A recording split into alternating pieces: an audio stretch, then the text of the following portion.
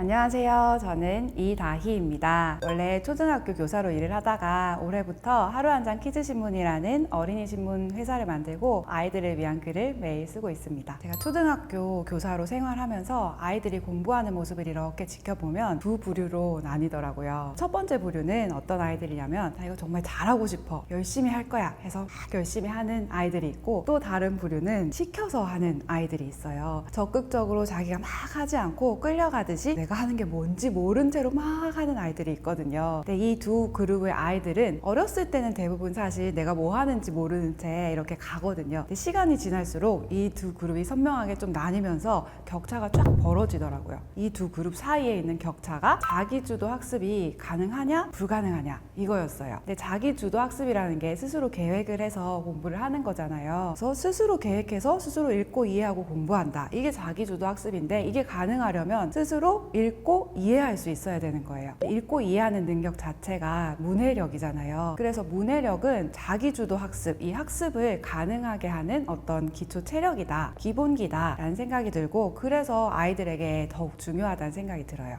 이런 질문 되게 많이 해요. 문해력이 좋으면 공부 잘하는 거 맞냐? 우리 애는 책도 많이 읽고 문해력 좋은 것 같은데 공부는 그닥인 것 같다, 막 이런 말씀 하시거든요. 근데 문해력이 좋고 책을 많이 읽었다고 해서 그게 바로 공부랑 연결되지는 않아요. 왜냐하면 공부를 잘하기 위해서는 되게 많은 것들이 필요하잖아요. 문해력도 필요하고, 하기 싫어도 좀 참고 하는 그런 인내심도 필요하고, 공부 습관도 필요하고, 또 문제를 많이 풀어본 경험, 이런 것들도 필요해요. 그래서 이런 것들이 다 어우러져서 공부를 잘하는 아이가 되는데, 근데 이렇게 애들을 봤더니 문해력이 좋은 아이들은 단원을 마치고 나면 담임 선생님 재량에 따라서 단원 평가를 치거든요. 근데 단원 평가를 쳤을 때 점수가 안 나오는 친구들도 있어요. 안 나오는 친구들 중에서 이렇게 보면 얘는 그래도 걱정할 필요는 없겠다, 이런 생각이 드는 친구들이 있는데, 그 애들은 어떤 애들이냐면 문해력도 좋고 학교 공부도 그냥 열심히 잘 따라오고 그런 친구들인데, 문제를 풀어본 경험이 많이 없는 거예요. 그래서 문제를 많이 안 풀다 보니까 좀 그 문제 푸는 시험 자체가 낯설고 익숙하지 않아서 점수가 안 나오는 거예요. 근데 그런 친구는 이거는 이런 문제고 이렇게 푸는 거야 하고 문제 푸는 경험만 좀 많이 제공을 해주면 금방 따라오고,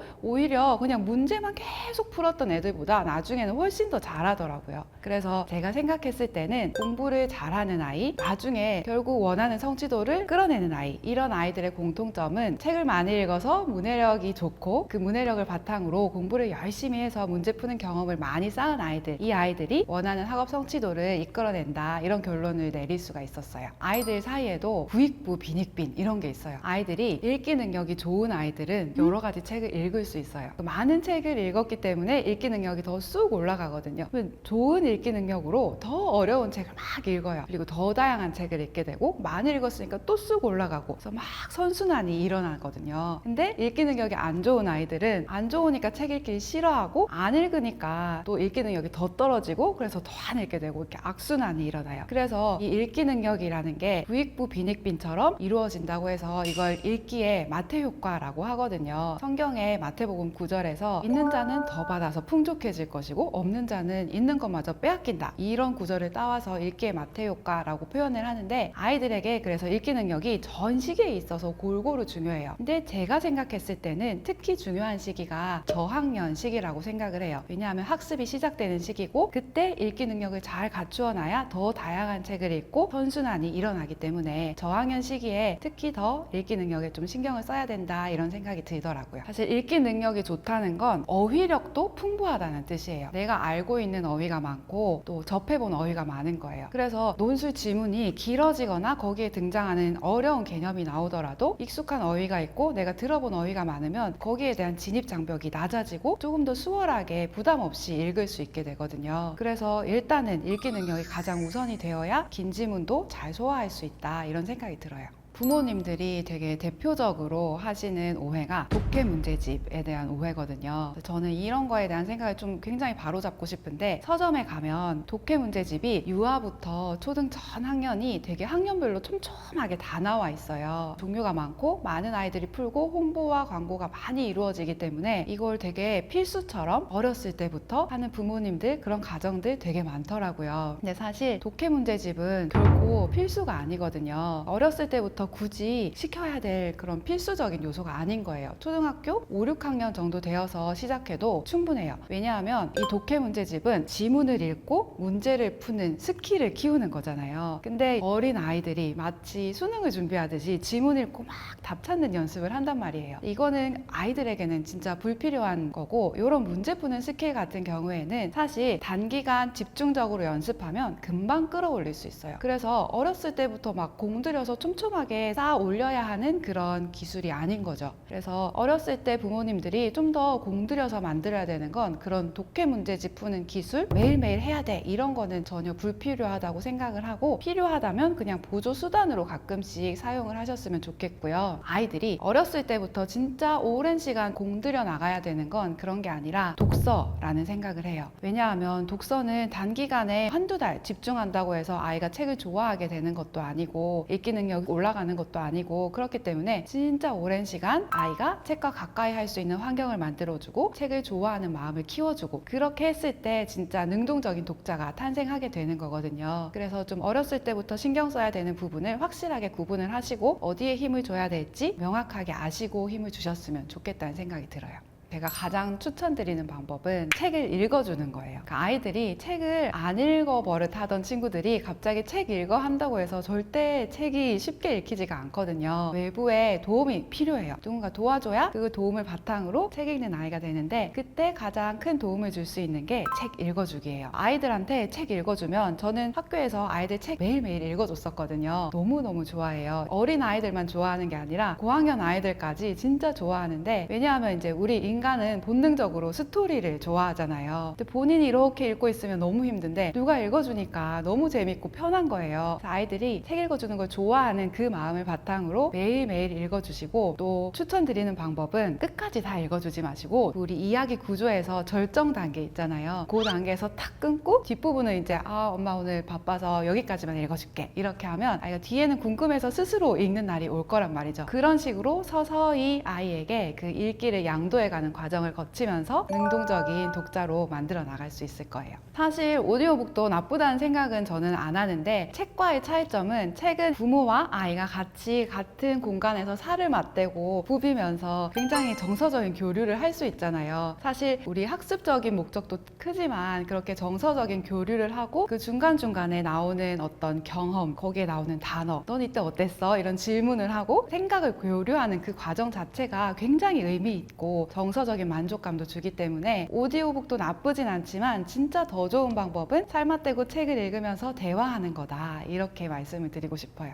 주말마다 도서관이나 대형 서점이나 그런 책이 있는 공간에 아이와 함께 가는 거 정말 추천드리거든요. 갈 때 보물찾기 하는 것처럼 책 찾으러 가는 마음으로 아들이 가시면 너무너무 좋아요. 특히 도서관이나 예스24 같은 그런 대형 중고 서점 있잖아요. 그런 데는 책이 포장되어 있지 않고 이제 내부를 확인할 수 있어가지고 이게 나한테 맞는 책인지 확인하기가 더 쉬워요. 아이들 입장에서는 글과 그림이 어느 정도 비율로 있는지, 행간은 어느 정도인지, 그리고 글밥은 어느 정도 안의 내용을 확인을 할 수 있으니까 아이들이 훨씬 더 재미있게 책을 찾을 수 있거든요. 그래서 아이들 같은 경우는 우리 어른들도 그렇지만 환경의 영향을 굉장히 많이 받잖아요. 그래서 책이 있는 환경에 주말마다 찾아가는 거 너무너무 좋고, 또 가서 할 수 있는 재미있는 활동들이 있어요. 가면은 이제 책이 너무 많으니까 어떤 책을 골라야 되나, 어떤 책을 좀 추천해 줘야 되나 막막할 때가 있잖아요. 그럴 때 대부분 추천책 리스트 활용하시거나, 아니면 아이가 좋아하는 작가님이 있으면 그 작가님의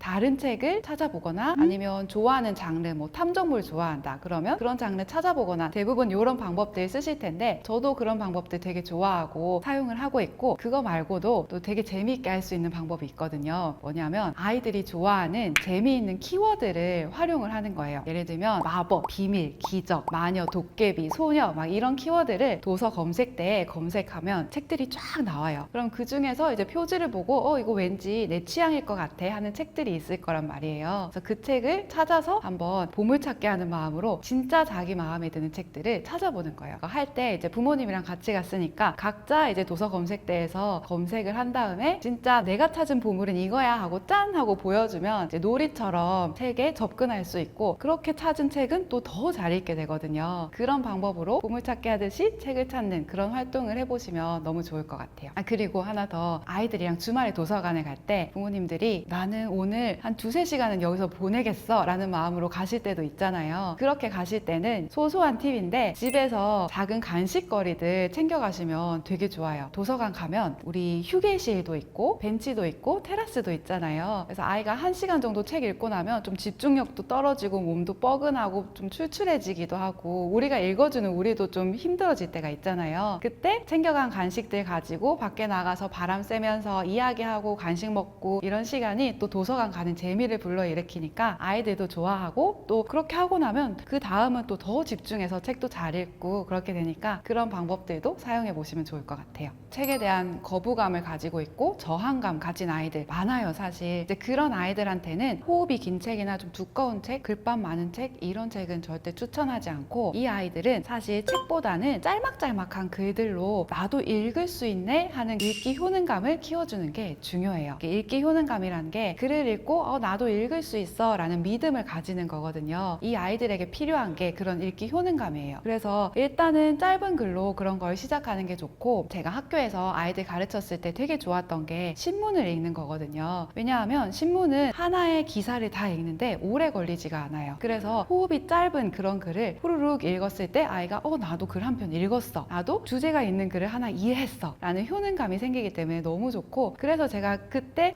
아이들이 이렇게 변화하네? 신문을 읽었더니 효능감이 생기고 책까지 번져가네? 라는 거에서 되게 강한 믿음을 가지게 됐고 그래서 이제 제가 신문을 만드는 일까지 하게 됐거든요. 그래서 책을 좀 싫어한다, 거부감이 있다 하는 그런 친구들은 짧은 글로 시작을 해보는 걸 추천해 드려요. 신문을 통째로 절대 주면 안 되고 신문 기사가 굉장히 많잖아요. 그 중에서 왠지 아이가 좋아할 것 같고 좀 아이 취향에 맞는 것 같은 기사들이 있어요. 보면 그런 기사를 절대 통으로 주지 말고 오려서 조그만하게 해서 주거나 아니면 아이 수준에 맞는 어린이 신문이나 어린이 잡지 이런 것들이 있어요. 그런 것들 활용하시면 좋을 것 같아요. 저도 초등학교 2학년 아이를 키우고 있는데 그런 문제가 많다라고 생각을 해서 영어 유치원을 선택을 하진 않았는데 영어 유치원 선택한 아이들도 각 가정에서 어떻게 케어를 하느냐에 따라 달라질 수 있다고 생각을 해요. 영어 유치원에서 정말 영어만 몰입해서 했을 경우에 한글책은 읽지 않고 정말 영어에만 몰입한다 하면 당연히 경험이 없으니까 문해력이 부족해질 수밖에 없는데 그런 문제를 알고 집에서 많이 보완해주면 그런 문제를 해결할 수 있지 않을까 하는 생각이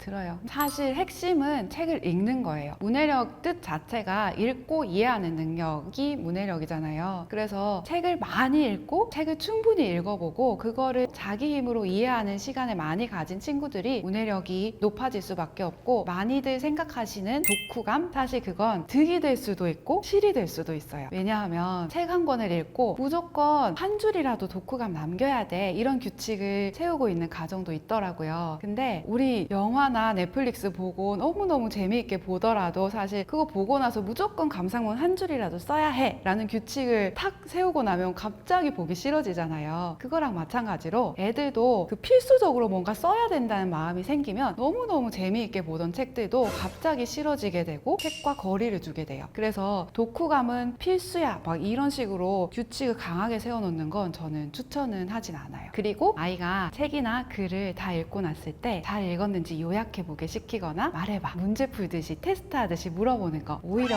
독이 돼요. 왜냐하면 책 읽기에서 가장 중요한 건 재미있게 읽고 다음에 또 읽고 싶어 하는 마음으로 능동적인 독자가 되어가면서 많이 읽고 재미있게 책을 생각하는 게 진짜 중요하거든요. 근데 책을 읽고 나서 캐묻듯이 테스트하듯이 요약해봐 엄마한테 들려줘 이건 어때? 계속 물어보면 아이는 정말 눈치 빠르잖아요. 우리 애들 나 테스트하려고 하네? 라는 마음이 드는 순간 이제 책이랑 안녕 멀어지게 되는 거예요. 그래서 그런 테스트하는 질문, 요약하는 질문 그런 거는 좀 궁금하겠지만 참아주시고 진짜 얘가 잘 읽었나 사실 부모 입장에서 너무 궁금하잖아요. 그럴 때 저는 이런 방법 써요. 저도 똑같이 읽어요. 읽고 나서 엄마는 이 사람이 이렇게 한 거는 진짜 좀 잘못이라고 생각해 라고 하면서 친구랑 막 드라마 보고 수다 떨듯이 엄마 생각을 막 이야기를 해주는 거예요. 야, 이 사람은 진짜 재밌더라 하면서 수다 떨듯이 엄마가 먼저 이야기를 하면 아이도 맞아 나도 그랬어 하면서 자기 생각 생각을 막 이야기를 한단 말이에요. 그럼 그런 이야기를 들으면서 우리는 확인을 할 수 있는 거죠. 아, 읽었구나. 아, 제대로 했구나. 이런 식으로 체크하는 건 좋은 방법이라고 생각을 해요. 그리고 하나 더 이제 하지 말아야 할 행동은 아까 말씀드렸던 그 독후감 필수. 이거는 진짜 자제를 해야 되는 행동이라고 생각을 합니다. 아이들은 환경에 영향을 받는 존재인데 그 환경 중에 하나가 우리잖아요. 부모님들이잖아요. 그래서 우리가 환경이 되어주는 게 사실은 제일 중요하고 제일 필요해요. 그래서 책을 읽어주는 모습을 보여주는 거, 그걸 모델링이라고 하거든요. 모델이 되어서 보여주는 거. 우리 엄마, 우리 아빠가 책을 읽으니까 나도 읽어야지. 아, 이건 정말 중요한 거구나. 우리 엄마가 읽으니까 중요한 건가 보다. 이런 게 아이들이 무의식 속에서 자연스럽게 습득이 되거든요. 그래서 그런 모습을 보여주는 거, 그런 환경이 되어주는 거 너무 필요하고 중요하다고 생각합니다. 사실 우리 문해력이 시험이 있는 것도 아니고 점수가 있는 것도 아니고 그렇잖아요. 그래서 되게 막연해 하시고 좀 불안해 하시는 분들이 많은 것 같아요. 근데 바꿔 생각해보면 점수가 없잖아요. 그래서 훨씬 더 마음 편하게 좀 접근을 하셔도 된다고 생각을 해요. 그래서 장기적인 관점으로 편안하게 재미있게 아이랑 책을 읽으면서 차근차근 쌓아갔을 때 어느새 아이가 문해력이 쑥 자라 있는 걸 확인을 하실 수 있을 거라고 생각하거든요. 그래서 편하게 멀리 보면서 차근차근 키워나가셨으면 좋겠습니다.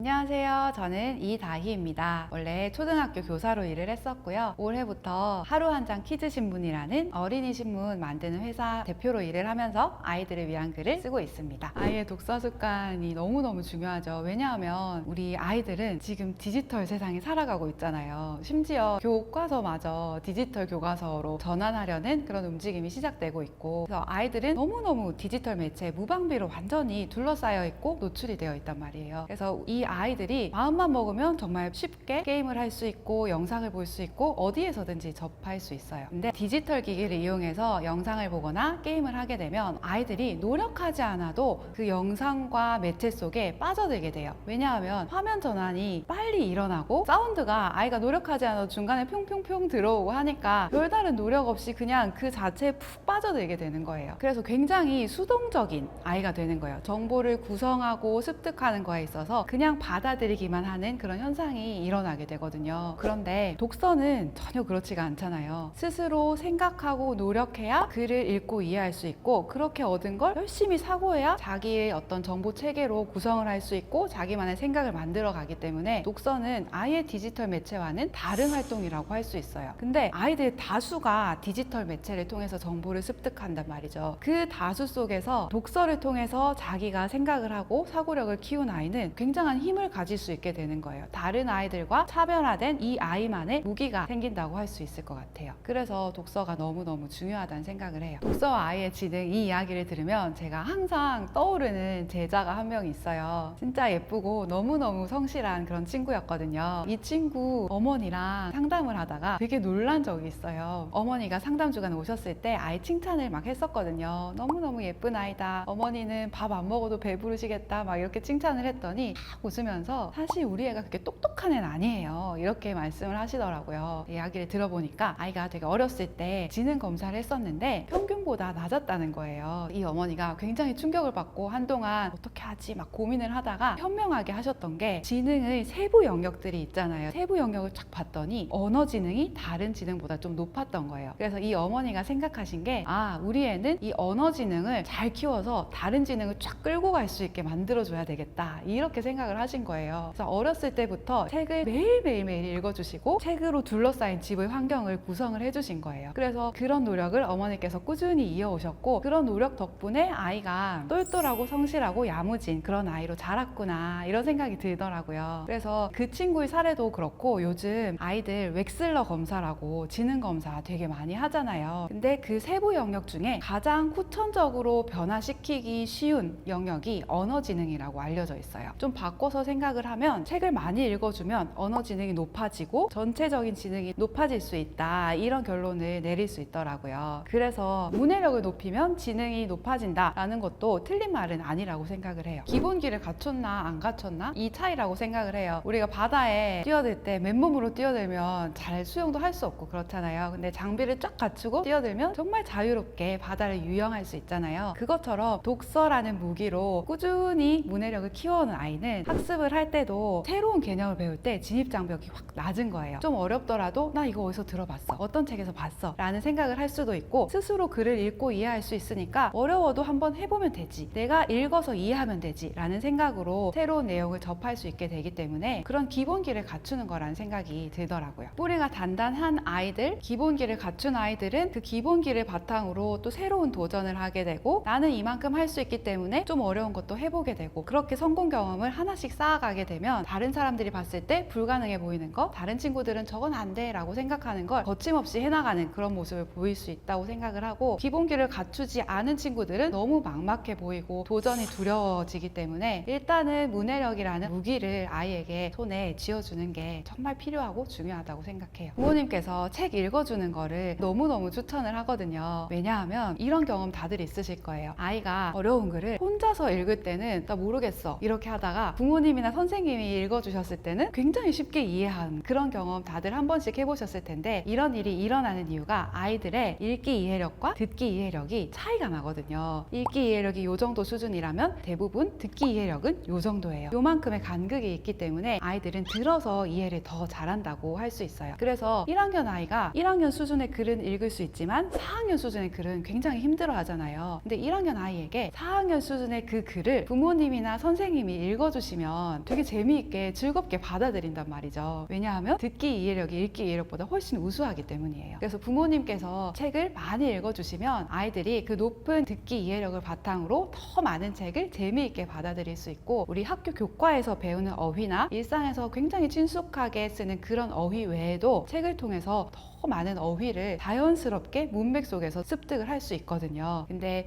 이 어휘가 학업 성취에서 굉장히 큰 역할을 하잖아요. 그래서 부모님들께서 많은 책을 읽어주시고 아이의 어휘와 책 읽는 습관을 한 번에 잡으실 수 있다, 이런 이야기를 드리고 싶어요. 책을 아무리 읽어준다고 해도 우리 중간중간에 대화도 들어가고 우리 목소리 조절하면서 톤의 높낮이 이런 걸로 강조할 부분은 더 강조해서 읽어주기도 하고, 엄마가 생각했을 때 또는 아빠가 생각했을 때 우리 애는 이건 몰라 하면 좀 부연 설명을 해줄 수도 있고, 그리고 진짜 좋은 건 부모님만 할 수 있는 건데 아이의 경험이 어떤지 우린 다 알고 있잖아요. 우리도 이거 해봤었잖아, 아이가 이걸 모른다면 이거랑 비슷한 거야, 너도 옛날에 해봤었잖아, 이런 식으로 이야기를 해주면 아이가 모르다가도 자기의 경험이 딱 소환이 되니까 훨씬 더 쉽게 이해를 할 수 있게 되는 거예요. 끝말잇기 우리 많이 하잖아요. 근데 끝말잇기는 사실 어른이랑 했을 때 제일 효과가 좋아요. 왜냐하면 어른들은 아이보다 어휘풀이 풍부하잖아요. 그러니까 아이가 아는 단어 말고 일부러 아이가 모르는 단어를 툭툭 던지는 거예요. 그러면 아이는 끝말잇기 하면서 굉장히 자연스럽게 내가 몰랐던 단어를 게임하듯이 막 듣게 되는 거예요. 그래서 반복해서 듣다 보면은 그 단어 나중에 뜻이 궁금해지거든요. 도대체 무슨 뜻이야? 물어보고 자기도 생활에서 사용하게 되고, 그렇게 부모님을 입을 통해서 들은 단어는 책을 읽다가 나오면 나 이거 아는 단어야, 모르더라도 그렇게 느껴요. 그 단어에 대한 저항감이나 허들이 좀 낮아지기 때문에 우리 심리적인 것도 굉장히 중요하잖아요. 그런 허들을 낮춰줄 수 있는 측면에서 끝말잇기 너무 좋고, 그래서 일부러라도 어른들이 어려운 단어 섞어서 막 끝말잇기를 하면 되게 아이에게 도움이 되면서도 재미있게 할 수 있고요. 또 두 번째 말놀이는 꽁지 따기 말놀이예요. 꽁지 따기는 뭐냐면 아이가 단어를 탁 말하면 다음 사람이 그 단어의 특징을 말하고 다음 사람은 그 특징에 해당하는 단어를 말하고, 그래서 예를 들어서 설명을 하면 아이가 밤이라는 단어를 말했어요. 그럼 엄마는 밤은 어두워 이렇게 말하고, 그 다음 뭐 아빠는 어두운 건 동굴 이렇게 말하고, 아이는 동굴은 무서워, 이런 식으로 단어 특징 이런 식으로 꽁지를 따면서 막 이어가는 거예요. 이 놀이의 장점은 단어만 아는 게 아니라 그 단어의 특징까지 체크해 볼 수 있어서 재미있고, 이거는 준비물이 필요 없기 때문에 이동하는 차 안에서도 즐겁게 할 수 있는 놀이라서 추천을 드립니다. 그리고 그 외에도 스무고개나 수수께끼, 낱말 이름 대기 이런 것도 좋아요. 아이의 관심사 위주로 낱말 이름 대기는 나라 이름 대기, 동물 이름 대기, 곤충 이름 대기 이런 식으로 단어를 대면서 재미있게 이어가는 그런 놀이를 할 수도 있어요. 부모님이랑 아이랑 대화 많이 하는 거 추천드리거든요. 사실 대화는 일상적인 대화도 있고 또 밥상머리 대화 이런 것도 있고 책 읽고 나서 나누는 대화 이런 것도 있잖아요. 근데 우리 독서에 관해서 이야기를 하고 있으니까 키워드인 대화식 책 읽기에 대해서 이야기를 해볼게요. 요즘 많은 연구 결과에서 공통적으로 말하고 있는 게 책 읽어주기도 중요한데 그것만큼 중요한 게 책 읽어주고 대화하기다 라고 이야기를 하거든요. 아이랑 함께 책을 읽은 후에 대화를 하는 과정이 너무 너무나도 중요하고 책 읽기의 효과를 극대화시켜 줄 수 있거든요. 근데 우리 부모님들 입장에서는 사실 책 읽어주고 나면 무슨 대화해야지? 이게 막막할 때가 있어요. 그럴 때는 어떤 책에서든지 적용할 수 있는 좀 패턴화된 질문을 미리 머릿속으로 좀 기억하고 있으면 좋아요. 추천드리는 질문은 3가지 정도가 있는데, 첫 번째 질문은 아이의 경험을 소환하는 질문이에요. 책을 읽다가 아이가 이 경험을 했다 하면 부모님들은 우리 너무 잘 알고 있잖아요. 그래서 우리 여기 가봤었잖아, 그때 우리 뭐뭐 이거 했었잖아, 기억나? 이런 식으로 아이의 경험을 탁 소환을 해주면 아이가 책과 이만큼 떨어져 있다가 거리를 확 좁히게 되거든요. 나 이거 해봤어, 나랑 책이랑 되게 비슷하네, 가깝네 라는 생각으로 훨씬 더 책을 친근하게 여길 수가 있게 돼요. 그래서 아이의 경험을 부르는 질문, 그 질문을 일단 추천해 드리고요. 두 번째는 책의 표지를 이용한 질문 너무 좋아요. 왜냐하면 책의 표지는 굉장히 많은 정보를 담고 있거든요. 그래서 책의 표지를 보면서, 그림을 보면서 이건 무슨 의미일까? 거기 어떤 장면이 있다면 이거는 왜 이렇게 그렸을까? 이 사람은 뭐 하고 있을까? 이런 질문 너무너무 좋고, 또 제목을 보면서 이 제목은 무슨 의미일까? 이런 질문 기본적으로 해도 좋고, 또는 제목 중에 일부를 좀 가려놓고 여기 무슨 말이 들어갈 것 같아? 하고 아이한테 추측해보게 하는 거예요. 그럼 아이는 그 가려진 질문을 수수께끼 맞추듯이 막 재미있게 할 수 있거든요. 그래서 그런 질문을 해보시는 것도 좋고요. 세 번째 질문은 예측하는 질문이에요. 읽다가 되게 절정에 달하는 순간이 오잖아요. 이야기 절정. 그러면 중간에 탁 끊고 그 다음에 어떻게 될까? 이렇게 물어보는 거예요. 그럼 아이는 막 어떻게 될지 자기의 상상을 이야기를 할 거예요. 근데 이런 친구도 있어요.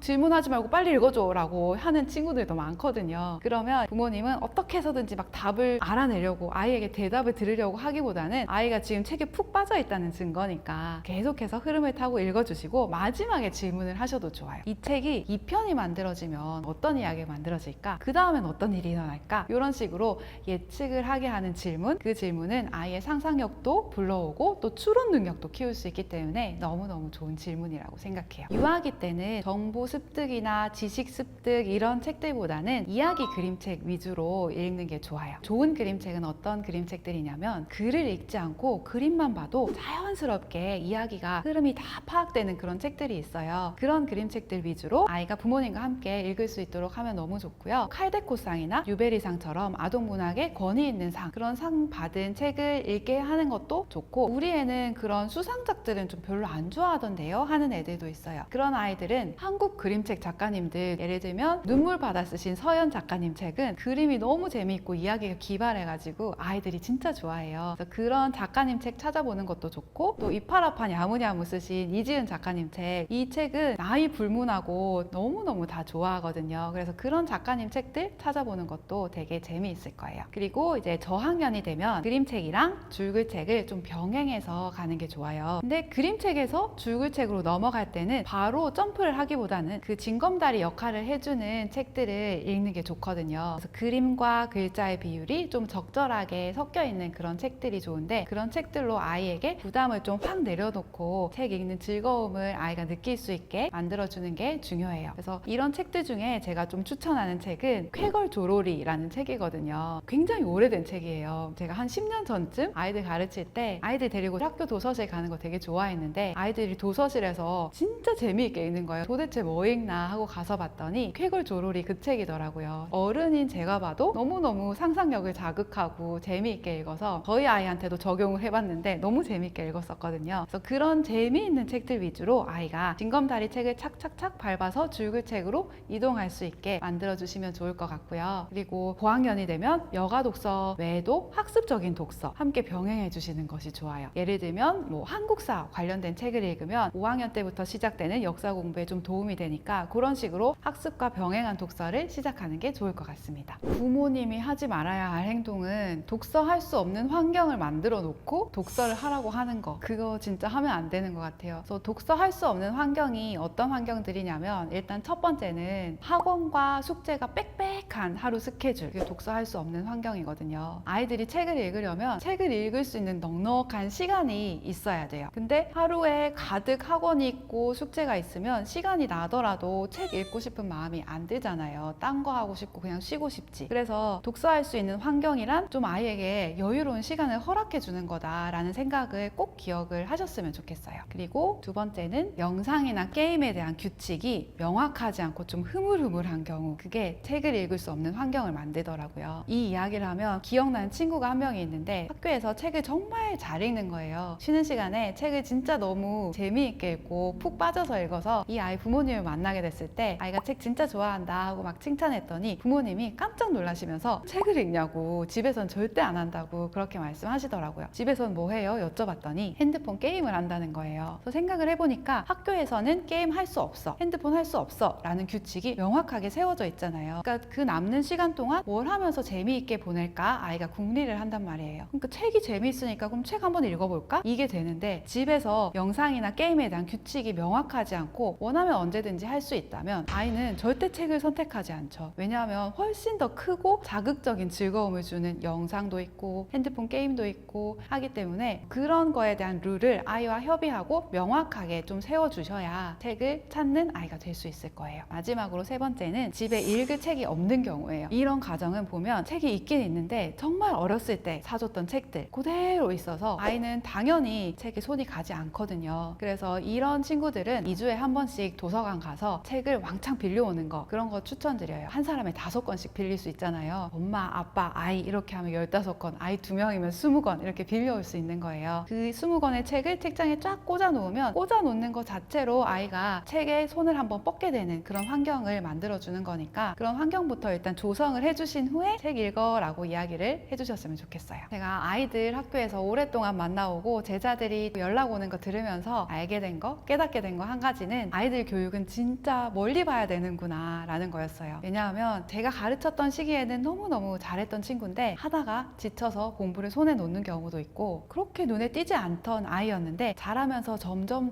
빛을 발하는 아이들도 있더라고요. 그래서 아이들 가르칠 때 좀 더 장기적인 관점으로 접근을 해주셨으면 좋겠고, 결국 아이가 뭔가 학업적으로 뛰어난 성취를 얻는다 하는 건 누군가 떠먹여 주는 게 아니라 스스로 공부를 했을 때 원하는 성취가 나오더라고요. 스스로 공부하는 것의 힘, 그 핵심이 바로 문해력이잖아요. 그래서 우리 어린 아직 초등시기 자녀 키우는 부모님들께서는 아이가 좀 즐겁게 재미있게 책을 읽을 수 있는 환경을 조성해 주시고 책 많이 읽어주시고 능동적인 독자로 아이가 책을 가까이 하고 책 너무 재밌어 라는 생각을 가질 수 있도록 그런 환경을 조성해 주셨으면 좋겠습니다. 반갑습니다. 데일리 어썸 구독자 여러분. 저는 사고력 연구만 한 20년 해온 GPS 교육연구소장 박주봉입니다. 우리가 문해력을 하면은 3단계 정도로 구분을 할 수가 있을 것 같아요. 하나는 문맹에서 탈출해서 의미를 읽을 수 있는 단계. 두 번째는 그 의미의 이면, 속뜻, 즉 관계성을 파악할 수 있는 능력. 세 번째는 그거에 따르는 판단, 옳고 그르고를 떠나서 자기의 주체적인 판단할 수 있는 단계. 이렇게 본다 그러면 문해력이 떨어진다 그러면은 문맹인 아이들은 제가 봤을 때 많지는 않을 거예요. 그렇다 그러면 아마 2단계 해석 부분에서 좀 떨어진다. 그 부분이 우리가 말하는 독해력이다 이렇게 보시면 될 것 같습니다. 독해력은 사실은 사회생활에서도 필요하고 학습 상황에서도 필요합니다. 사회생활에서 필요한 거는 맥락을 이해해야지 커뮤니케이션이 일어나요. 그러니까 맥락을 이해하지 못하는 것이 독해력이 떨어지는 거죠. 학습 상황이라고 한다 그러면 대부분의 학습 정보는 결국은 글이라는 형태로 나타나게 돼 있다. 그거를 이해를 하지 못한다? 그러면 문제가 발생하겠죠. 또 한 가지 AI라고 하는 것이 사회적인 변화라고 볼 수 있는데 급속도로 나오고 있잖아요. 그러면 지금까지 우리 인간들은 많은 것을 내 머릿속에 저장하고 있는 것, 이것이 힘이었다면 이제는 내가 어떠한 새로운 의문이라든가 문제점을 파악해낼 수 있느냐, 즉 질문해낼 수 있느냐 하는 것이 힘이 되는 시대가 와 있어요. 근데 독해력이 떨어진다 그러면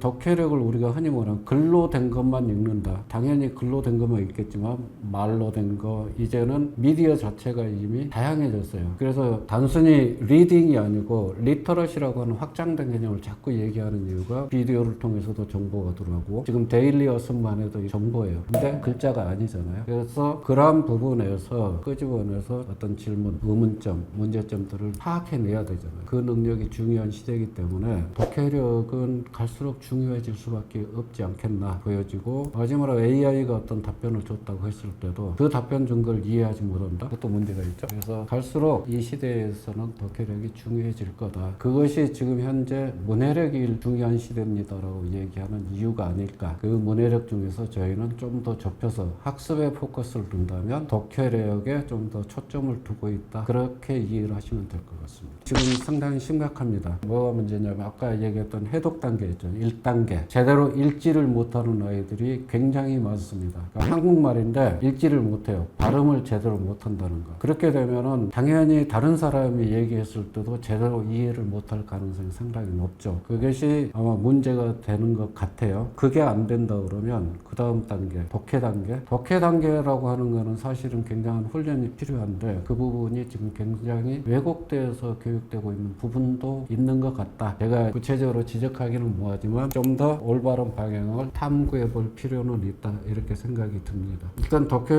능력이 높다라는 얘기는 사고력이 높을 가능성이 굉장히 커요. 왜냐하면 문제를 정의하는 능력이 있거든요. 우리는 문제를 정의하는 능력이라고 그러는데 아주 심플하게 얘기하면 이 문제가 뭘 나한테 하라는 거지? 이걸 정확하게 해독하는 거예요. 그러면 이거에서 나한테 필요한 정보가 뭐고 이 문제를 해결하는데 불필요한 정보가 뭐고 이거를 구분할 줄 아는 거예요. 근데 독해력이 떨어진 아이들은 불필요한 단어, 불필요한 용어에 매몰돼 가지고 정작 자기가 해야 될 부분을 놓치는 경우가 상당히 있어요. 그런 부분들을 명확하게 구분해내는 능력이 있다라는 거죠. 그래서 독해력을 우리가 보통은 긴 글 이렇게만 생각하는데 수학 문제도 독해가 필요합니다. 그리고 과학에도 독해가 필요해요. 모든 것이 필요한 거죠. 긴 글에도 마찬가지. 그랬을 때 그것들을 명료하게 여기서 필요한 요소, 불필요한 요소, 이것은 잘못된 거다 이렇게 판단할 수 있을 정도로 이 의미는 뭐다. 겉은 이렇게 돼 있지만 속뜻은 뭐다. 이런 것까지 파악해내는 능력들이 차이가 많이 나죠. 제가 한 예를 들면 아이들은 보통 어떻게 생각하냐면 모든 주어진 문제는 올바르다. 내가 할 일은 그 올바른 문제에 대해서 답을 찾아내는 것이다. 이게 보통 학생들이 갖고 있는 생각이에요. 그래서 그거를 한번 깨뜨려 주기 위해서 모 학교 시험에서 문제가 오류가 있는 거를 출제를 했어요. 일부러. 정답은 뭐냐면 문제가 잘못됐습니다.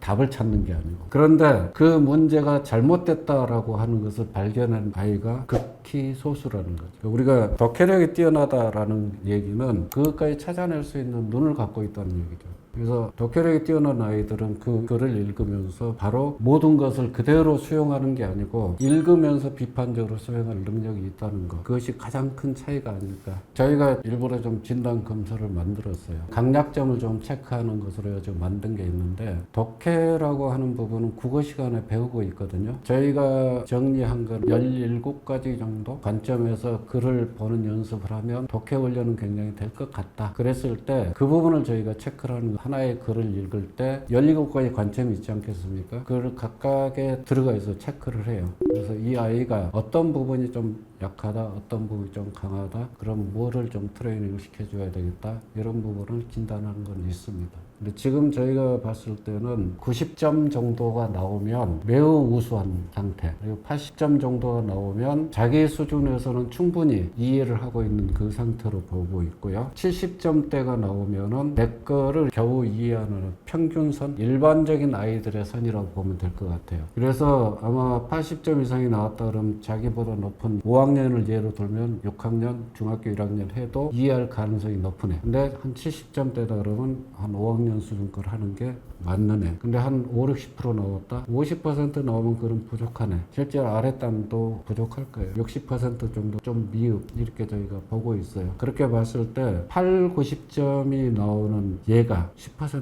그 얘기는 무슨 얘기냐면 대부분은 중간선 아니면 그 아래에 있다는 거예요. 그래서 아마 지금 문해력이 문제다 이렇게 얘기하는 것이 그냥 단순히 추상적으로 그런 것 같아 하는 그렇게 얘기하는 게 아니고 나름대로 일단 근거를 가지고 얘기하고 있을 거다. 저는 독해력을 높이는 것을 어떤 학원에 가서 해라 그렇게 추천하는 건 아니에요. 일단 첫 번째, 집에서 할 수 있는 데만큼 해라라는 거죠. 근데 집에서 할 수 있는 가장 좋은 도구가 뭐냐 하면 국어 교과서입니다. 국어 교과서의 지문을 읽으라는 게 아니고요. 국어 교과서를 보면 각 단원별로 목표가 있어요. 이 단원에서는 이거를 배울 겁니다. 이 단원에서는 이거를 배울 겁니다. 그 목표를 잘 읽어보고 하고 그거를 글을 읽을 때 아이한테 자꾸 적용해 보도록 그렇게 해주면 저는 베스트라고 봐요. 그러니까 우리가 국어를 배우는 이유는 결국 해석하고 판단할 수 있는 능력을 배우기 위해서 국어를 가르치는 거잖아요. 그 가르치는 게 대개 한 4학년 이후부터 가르칩니다. 그 전 단계는 읽기 수준을 가르쳐요. 아까 문맹 터치 단계. 그 다음에 독해 단계 넘어와서 교과서에서 훈련을 다 합니다. 그래서 그거에 따라서 해줬으면 좋겠다라는 거고, 그것이 뭐 교과서를 이렇게 다 따라서 하기가 참 힘들다 그러면은 아주 심플하게 그냥 질문 만들기라도 해라. 같이 책을 읽었다든지 또는 긴 글을 읽을 수도 있고 짧은 글을 읽을 수도 있는데, 이 글을 읽고 네가 질문을 하나 만들어 볼래? 그러면은 아이는 이거는 엄마한테 좀 물어보면 엄마는 모르겠지 뭐 이런 것들 찾아내지 않겠어요? 그 찾아내는 그 관점들이 바로 국어에서 배우는 그런 전략들이다 이렇게 생각하시면 될 것 같고, 그래서 질문 만들기를 하면서 책을 읽어보거나 글을 읽어보면 독해 훈련에 상당히 도움이 될 거라고 봅니다. 그리고 독해 훈련을 지금 해도 되는 단계냐 아니냐 하는 것을 판단해 볼 필요도 있는데, 애한테 읽어보게 하셔야 돼요. 읽는데 유창하지 않고 혀가 꼬이고 발음이 정확하지 않고 그럼 일단 그거부터 훈련을 시켜주셔야 돼요. 그거는 다른 사람과의 대화 과정에서도 소통의 부재가 일어날 가능성이 상당히 높은 단계다 이렇게 보시면 되기 때문에, 거기까지도 체크를 해 보시면서 훈련을 하면은 아마 독해력을 높이는 데 많이 도움이 될 겁니다. 그리고 마지막으로 부탁하고 싶은 거는 책을 읽는 방법인데, 책을 읽을 때 좀 여유를 갖고 읽도록 해줘라라는 거예요. 책을 많이 읽으면 독해력이 커지는 거다 그런 부분은 아니고, 책을 읽을 때 아이가 질문 하나 만들려면 생각을 해야 되고 여유를 가져야 되지 않겠습니까? 그러한 시간은 줘라. 그러면 꼭 학원에 가지 않더라도 집에서도 독해력을 많이 높이는 전략이 될 거다 이렇게 생각이 듭니다. 저는 그렇게 생각해요. 조기 교육에서 애들이 보통 5, 6세 되면 한글 다 배우고 하는데, 그 배우는 것이 적정한 아이가 있고 아이한테 뇌에 부담이 되는 아이가 있어요. 그래서 아이에 따라서 다를 수 있다라고 얘기했듯이, 일반적으로는 초등학교 1학년이면 이 정도 수준 돼야 될 거다 그거는 정해지질 않았어요. 근데 분명한 사실은 뭐냐면 1학년이든 2학년이든 읽는 것에 대해서는 명확하게 익혀야 된다. 왜? 우리가 말을 하고 듣는 거는 자연적으로 익혀져요. 내가 그 언어 환경 안에 들어있으면. 그렇지만 문자라고 하는 거는 후천적으로 반드시 교육을 받아야 되는 거고, 그거를 어떻게 발음해야 되고 어떻게 읽어야 되고 하는 것들은 다 후천적인 상황들이다. 그래서 그거를 일단 초3 이전에는 좀 마무리하고, 그리고 초4 이후부터 독해, 즉 속뜻을 파악해 나가는 단계로 나아가면 가장 적절하지 않을까 이렇게 생각합니다. 어른들도 독해 훈련을 받으면 독해력은 개선이 됩니다. 인간은 늙어 죽을 때까지 훈련을 통해서 개선이 될 수 있기 때문에 어른도 개선해야 됩니다. 제가 봤을 때는 문제가 부모들이 독해 능력에 문제가 있어요. 그러면 그것이 누구한테 가냐면 아이한테 갑니다. 그래서 어른도 사실은 독해력을 키워야 되는데, 어른이 독해력을 키우는 가장 좋은 방법은 책을 많이 읽는 거예요. 왜냐하면 그 어른들은 이미 초등, 중등, 고등 하면서 국어에 대한 여러 가지 읽기 전략들을 익혀왔기 때문에 자기가 실전에 적용해보는 거고, 이 아랫단 애들은 그런 읽기 전략을 충실히 이행하도록 하는 게 좋겠습니다. 첫 번째는 읽기가 안 된다. 발음들이 너무나도 제각각이다라는 것이고, 또 한 가지는 읽으면서 생각을 하지 않는다. 수학 문제 풀 때도 생각하지 않는 건 똑같은데 글을 읽을 때도 아무 생각이 없어요. 그래서 독해력이 커지려면은 생각을 하면서 읽어야 되는데 그게 전혀 없습니다. 그럼 어떻게 해야 되냐면 생각하도록 하는 단계부터 시작을 해야 돼요. 글자 이전에. 그래서 아까 사고력 훈련을 한다고 했던 것이 바로 그 얘기입니다. 사고력 훈련과 독해력은 어느 정도 맞물려 있어요. 언어 읽기라든지 읽기의 유창성이라든지 이거는 사고 훈련하고는 상관이 없을 수 있어요. 근데 해석을 하고 분석을 하고 하는 거는 사고와 연결이 되어 있습니다. 왜? 거기서부터 논리라고 하는 것이 적용이 되고 상상이 적용되고 다 하기 때문에, 그래서 생각하는 훈련으로 바꿔내는 것. 독해력을 키우려면 일단 아이들을 생각하도록 만드는 것이 가장 힘든 작업 중에 하나다 이렇게 보면 됩니다. 첫 번째는 뭐냐면 책 많이 읽으면 독해력 커질 거다, 또 문해력이 커질 거다 이렇게 오해하는 것. 아이들한테 억지로 책을 읽히는 그런 강제성, 아이가 책을 정말 싫어하게 만드는 이런 요인이 될 수 있다.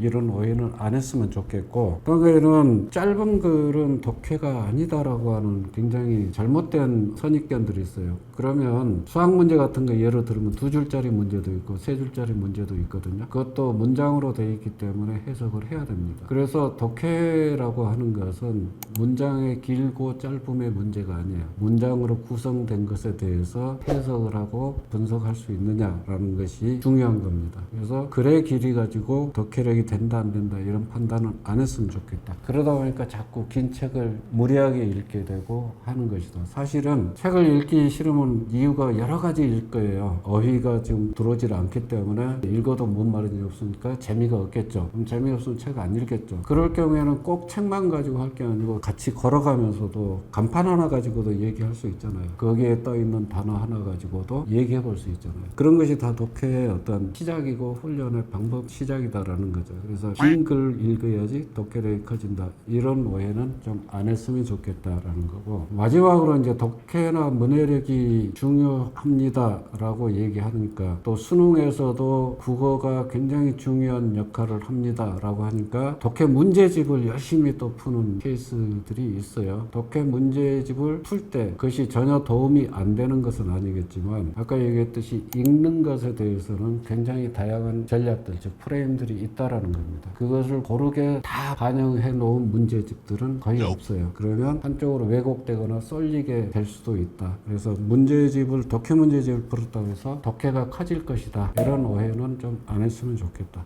이게 제 생각입니다. 70% 언더애가 중학교에 가가지고 국어 A등급 받았어요. 쟤는 뭐 읽어도 사실과 주장이 뭔지도 구분을 못하는 상태에서 중학교 국어 시험에서 A등급을 받을 정도로 바뀌어요. 독해력은 의도적인 읽기를 훈련을 시키면 개선이 많이 됩니다. 그 의도적인 읽기를 하는 전략이 아까 교과서에 나온 저희가 한 17가지로 정리했다는 바로 그런 독해 전략들이에요. 국어는 언제든 부족하다고 생각할 때 트레이닝을 하면 바뀔 수 있다. 게임마다 하던 애가 공부하는 애로 바뀌었어요. 이유는 뭐냐? 국어만 바뀌는 게 아니에요. 수학을 봐도 사회를 봐도 과학을 봐도 글들이 이해가 되잖아요. 교과서 내용들이. 이해가 되면 공부를 하게 돼 있어요. 이해가 안 되니까 대체적으로 공부를 안 하는데 이 케이스는 대표적인 케이스라고 볼 수 있어요. 게임돌이가 공부하는 애로 바뀌었다라는 거. 또 한 가지는 한 4, 5학년 되는 애들인데 수학 문제를 보는 시각이 굉장히 깊어졌어요. 그러니까 문제를 정확하게 정의하는 능력이 생겨났다. 그러니까 얘가 문제를 정확하게 정의하는 훈련이 되게 되면 기본이나 이쪽 개념에 있던 아이가 응용을 넘어서 심화까지 도전을 한다는 거예요.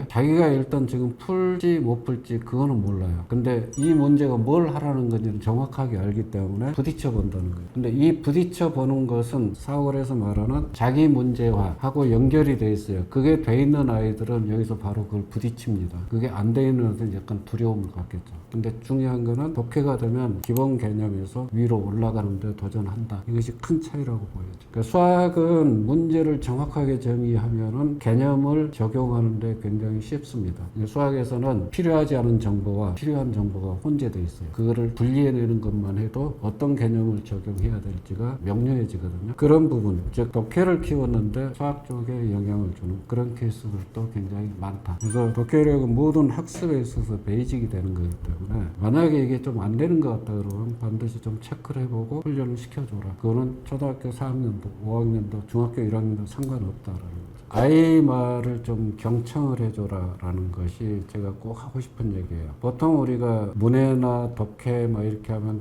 글이라고 하는 것이 전제가 되기 때문에 글을 읽는 것을 전제로 얘기하는 경우가 많은데 그것의 기본 바탕은 언어에 대한 기본 베이직이 형성이 된 뒤에 문자가 얹어지는 거거든요. 그러면 글자를 모르더라도 말로서 생각을 표현하는 건 얼마든지 가능해요. 그것이 제대로 형성이 된 아이들은 그것이 문자로 바뀔 때 어떻게 바뀐다는 것에서 적응하기 훨씬 빠릅니다. 그래서 아이의 말을 경청해 두고 아이의 생각에 대해서 계속 궁금해해라. 그 얘기는 뭐냐면 아이가 자기의 생각을 계속 표출하게 만들어줘라. 아이의 생각을 들어줘라. 이것이 아마 독해 훈련이 됐든 문해 훈련이 됐든 가장 중요한 베이직 베이직인 것 같아요. 문해력은 보통 글 읽고 혼자서 해석하는 게 아니고 최종적인 목적은 다른 사람과의 소통 능력이에요. 근데 어려서부터 그게 안 돼 있으면 글 읽고서 이해한다 그러면 수능에서 시험 잘 본다 이런 정도로 생각할 가능성이 많다. 그래서 엄마들이 또는 아빠들이 꼭 해줬으면 하는 거는 애하고 얘기를 굉장히 진지하게 해라. 이건 사고력을 키우는데도 굉장히 중요한 요소다라는 거고, 꼭 하지 말아야 될 거. 그게 아까 한번 잠깐 얘기했는데 책 많이 읽으면 독해 커질 것이다. 그런 생각은 버려라. 그래서 아이한테 억지로 책을 읽게 하지 마라. 책은 읽히는 것이 아니고 좋아서 읽어야 된다는 거지. 자기가 좋아서 읽게 해야지 누군가 읽힌다고 하는 것은 아무런 의미가 없는 거예요. 그래서 학원에 뭐 한 달에 몇 개 이런 거는 하지 말았으면 좋겠다. 아이가 원한다, 읽어라. 원하지 않는다? 그러면 원하지 않는데 어떻게 해야 돼요? 책 안 읽겠다고 그러는데. 그게 환경입니다. 엄마가 옆에서 책을 읽고 있으면 아이도 책에 대해서 관심을 갖게 되고요. 일주일에 한 번이라도 우리는 도서관을 가는 날은 이날로 정하자. 그러면 아이도 그때는 가게 되고 책을 접하게 돼 있어요. 책을 접하면서 책에 대해서 계속 중요성이나 읽고 싶은 것을 호기심을 만드는 거지 강제로 가는 것은 아니다. 그래서 부모는 그 호기심을 만들어주는 역할을 해라. 강제로 많이 읽으면 잘한다. 이 생각은 버려라. 이게 제가 하고 싶은 얘기입니다.